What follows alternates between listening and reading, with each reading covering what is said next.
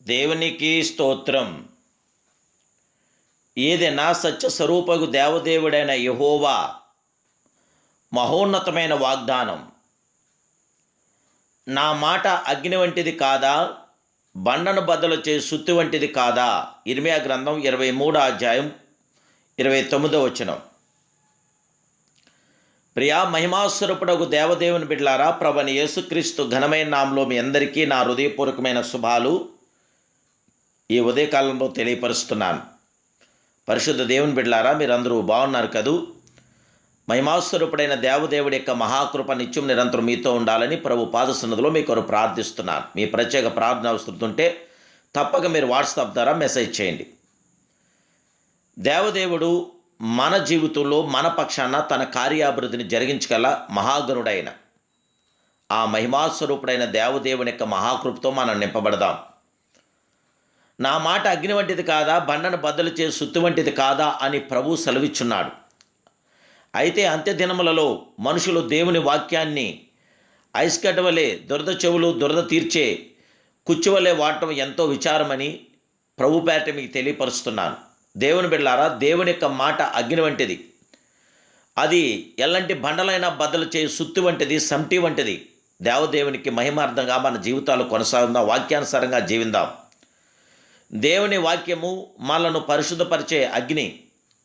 దేవదేవుని యొక్క వాక్యము పరిశుద్ధాత్మ అగ్నితో నింపబడినప్పుడు అది మనలను వెలిగించగలదిగాను, శుద్ధి చేయనిదిగాను, శక్తినిచ్చేదిగాను ఉండును. మన అంతరంగంలోను స్వభావంలోను మిగిలిపోయిన పాత ఆదాము స్వభావం దహించి వేయును. ఈనాటి జనులు క్రీస్తు ప్రేమను, ఆయన ఆదరణను, ఆయన ఆశీర్వాదను అధికముగా అనుభవిస్తూ ఆనాటి ఇశ్రాయేలు వలె దేవుని వాక్యమును పెడచెవిని పెట్టేవారుగాను, దేవుని సేవకులను నిర్లక్ష్య పెట్టేవారుగాను, దేవుని వాక్యంను ఎంతో వినను లోబడనల్లని వారుగాను ఉంటున్నారు. దేవదేవుని బిడ్డలారా, ఒక్కసారి ఆలోచించండి. దేవదేవుని యొక్క నామానికి మహిమార్థంగా మన జీవితాలు కొనసాగాలి. వారు అంటున్నారు, పలుకువాడు యెహోవా కాడనియు, ఆయన లేడనియు, కీడు మనకు రాదనియు, ఖడ్గమైనను కరువైనను చూడమనియు ప్రవర్తలు గాలి మాటలు పలుకుచున్నారని, ఆజిచ్చువాడు వారిలో లేడని తాము చెప్పినట్లు తమకు కలుగుననియు చెప్పుకుంటున్నారు.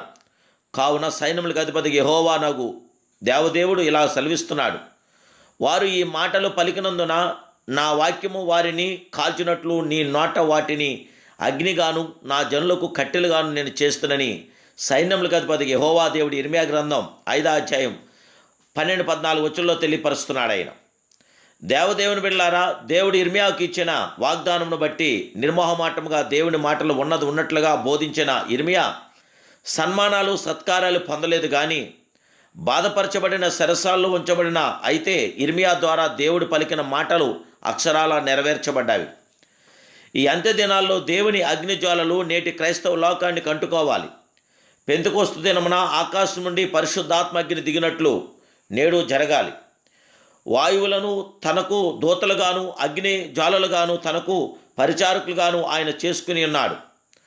తన దూతలను వాయువులుగాను, తన సేవకులను అగ్ని జ్వాలలుగాను ఆయన చేసుకుని ఉన్నాడు. అన్నట్లుగా ఈ అంత్య దినాల్లో తన సేవకుల నోట దేవుని వాక్యంను అగ్నిజ్వాలలుగా ఉంచి మనుషుల హృదయాల్లో ఉన్న చెత్తను దహించినట్లుగా క్రైస్తవ సంఘాలు పుట్టవేయబడి ప్రభు రాకడ కొరకు ఎదురు చూస్తే పరిశుద్ధ సంఘముగాను ఉన్నట్లు ప్రభు తన ఆత్మను కుమ్మరించునుగాక. ప్రతి దైవజన్ నాట దేవుని మాట అగ్నిజ్వాలుగా ఉంటే పరిశుద్ధాత్మ కార్యాలు జరిగి సంఘం పవిత్రపరచబడుతుంది. దేవదేవుడి యొక్క అగ్ని ద్వారా, దేవదేవుడి యొక్క తన కృప ద్వారా మనం నింపబడదాం.